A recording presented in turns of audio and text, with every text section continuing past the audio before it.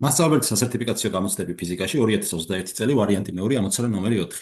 განსაზღვრეთ ნახატზე გამოსახული ძელაკების საჩქარება, თავისუფალი ვარდნის საჩქარება ჟ, ხახუნის ძელაკსა და დახრილ სიბრტყეს შორის, ჭოჭონაქის მასა და ჭოჭონაქის ხახუნი ღერესთან უგულებელყავითო მოგვახსენეს.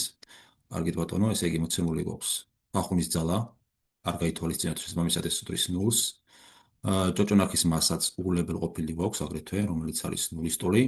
ჟ არის თავისუფალი ვარდნის საჩქარება, რომელიც დაახლოებით 10 მეტრ/წამ კვადრატის ტოლი არის. დახრის კუთხე არის ალფა ტოლი არის 30 გრადუსის და ჩვენი მიზანია განსაზღვროთ რისი ტოლი იქნება ძელაკების აჩქარება. კარგით, ესე იგი მოდით ამ სურათს ახლა მე გავადიდებ, აქეთ გადმოვიტანოთ. ასე ბატონო ჩემო. ნუ ეს არის დაუშვათ პირველი სხეული, ეს არის მეორე სხეული და დავწეროთ თითოეული სხეულისთვის რა ძალები იმოქმედებს მასზე. ამ სხეულზე იმოქმედებს, პირველ სხეულზე იმოქმედებს mg სიმძიმის ძალა, აგრეთვე თოკის დაჭიმულობის ძალა t, აგრეთვე იმოქმედებს საყრდენის რეაქციის ძალა n.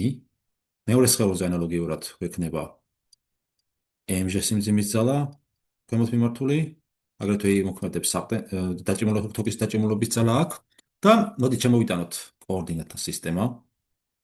კოორდინატთა სისტემა მიმართოთ მოძრაობის მიმართულებით, ეს იყოს x ღერძი, აქ გვექნება y ღერძი და ეხლა ეს კუთხე სამკუთხედების გავსებიდან იქნება α, ეს კუთხეც იქნება α და მოდით ჩავწეროთ უკვე ნიუტონის კანონი დგენელებში.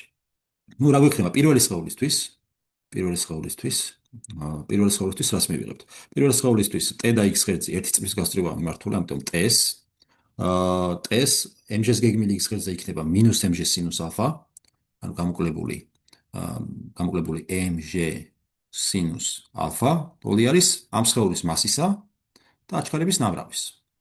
ნუ ანალოგიურად, მეორე შემთხვევაში მეორე სხეულისთვის დამოუკიდებლად თუ განვიხილოთ მეორე სხეულს, მეორე სხეულისთვის დავუშვათ y ღერძი მიმართოთ ქვემოთ. ამ შემთხვევაში mg-ს გეგმილი მეორე სხეულისთვის იქნება პირდაპირ mg.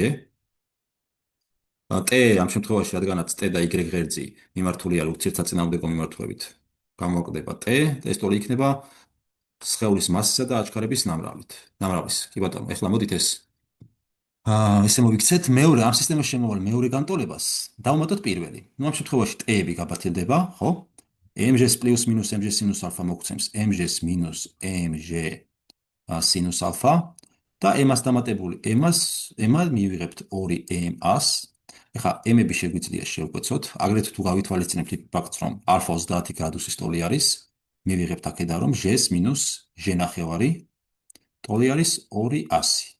ნუ საიდანაც 2a ტოლი იქნება საერთო იქნება 2 ნუ ჟ ნახევრის. კი ბატონო, აქედან კი რას მივიღებთ, რომ ჟ უფრო უკაცრავად აჩქარება ტოლი არის ჟ მეოთხედის.